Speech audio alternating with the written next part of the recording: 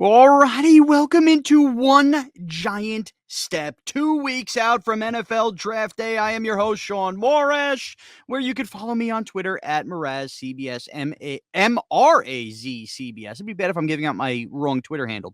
Remember, if this is your first time listening, thanks for finding us. Subscribe and download anywhere podcasts are available, including free on the Odyssey app. And you're going to want to do that over the next 2 weeks as One Giant Step takes you inside the NFL Draft and what the Giants will do with the number 25 pick and beyond. A very special draft and hero-related guest coming up. Former Giants kicker, two-time Super Bowl champion, the only kicker in NFL history to connect on two game-winning championship game field goals in overtime to send their team to a Super Bowl. That's right, Lawrence Tynes will join us. How is that draft related? Well, Lawrence Tynes in Kansas City, his former place of play before New York, he was the Chiefs kicker. He will announce the Giants' second-round pick from the podium, kind of get into what his thoughts are. Will he put on a bit of a show? We'll figure that out. We'll talk to Tynes in just a second. But first, I wanted to start off with two breaking news items. Well, breaking news, so to speak, in the realm of us recording this. We were recording this on Wednesday, April 12th, 2023.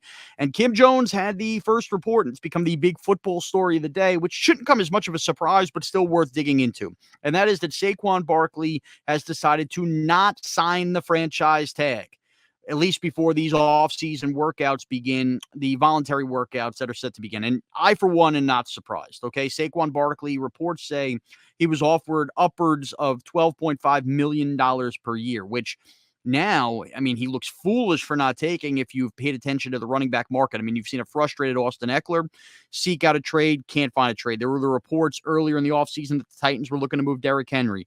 Couldn't find a dance partner there to take on his salary. We obviously saw Zeke get cut. Josh Jacobs has been offered the franchise tag. And the running back market with all of these star running backs, if you play fantasy football outside of knowing who Saquon Barkley is, you know all these names, nobody's getting a big deal. Aaron Jones got brought back at approximately the money that the Saquon franchise tag deal would get. So Saquon basically at $10 million, take it or leave it. That feels like the going rate. That feels like the high mark of what he would get on a contract anyway. So why is this a big deal? I think, look, Saquon Barkley was the first one when the offseason program started, or right after he lost to the Eagles, to say flat out he's not looking to reset the running back market, and that would be the $16 million mark that Christian McCaffrey is getting. So that seemed like, okay, Saquon really wants to be here, but not resetting the running back market could mean I still want $15 million a year, $1 million less. And clearly, if the Giants were offering 12.5, you could figure out the number. It was higher than that.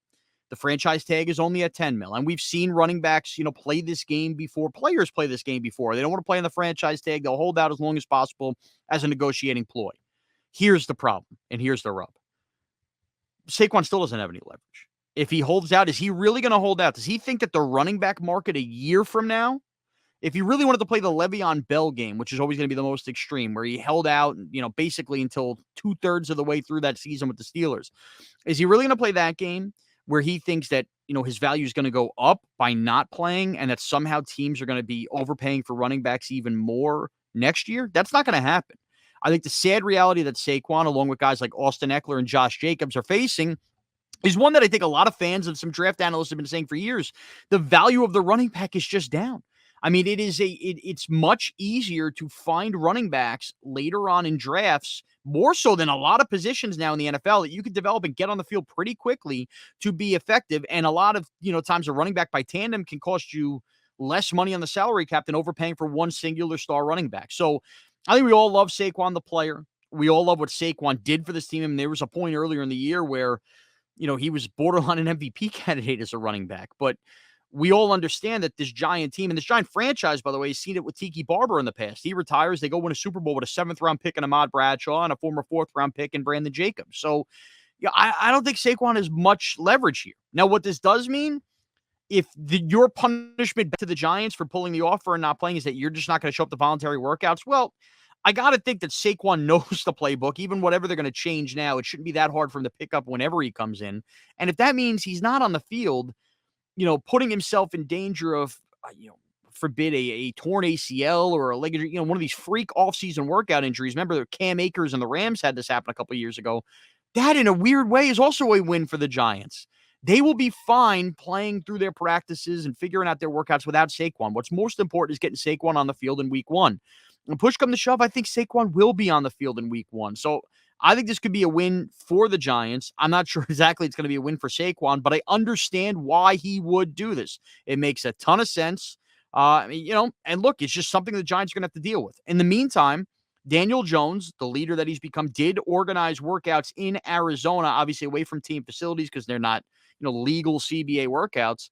And most of the Giants' offense was there, including Saquon Barkley. You saw him throwing passes to Darren Waller. Ben Bredesen, by the way, was the one snapping the footballs. The Giants are in hunt for a center. We heard me talk about that with Bobby Skinner last week. Maybe that is going to be the Giants' answer at center. But if Barkley's willing to participate in things like that aren't team sanctioned, but with his teammates, it tells me he plans on playing football here in September. And there's absolutely no reason Joe Schoen should budge on giving Saquon a long-term deal, especially, by the way, if it's a long-term deal, it's going to cost them anything more than the franchise tag will of $10 million a year. There's zero reason the Giants should do that. And I think Saquon's got to be smart to do that. Now, maybe Saquon be willing to take, less money. Are we talking about $7-8 million, something drastic like that for more long-term guarantees of 3 to 4 years down the road? Could Saquon see the running back market go that way? And that's what he's holding out for? Perhaps. And then that's a different conversation if and when that happens. But as it stands right now, I don't believe the Kim Jones report of Saquon Barkley holding out is anything to panic about, certainly. And I think, frankly, is good business from Saquon's side. I just don't know what he'll win out of this. And possibly a relief for the Giants to not have to worry about an oft-injured running back getting injured in an off-season workout.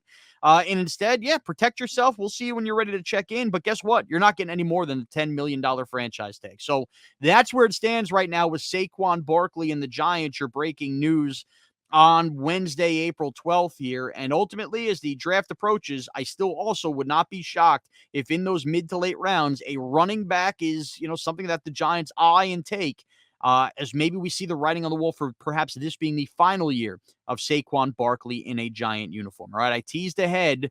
Upcoming now, an interview with Lawrence Tynes, Giants hero and Giants announcer of their second round pick. Thanks for watching this video. If you've enjoyed this video, please don't forget to give it a thumbs up and subscribe to our channel for more content like this. If you want to see more of our videos, be sure to check out our playlist and let us know what you think in the comments below. Also, don't forget to follow us on social media to stay up to date on our latest updates. Links are all in the description. Thanks again for watching, and we'll see you in the next video. One giant step.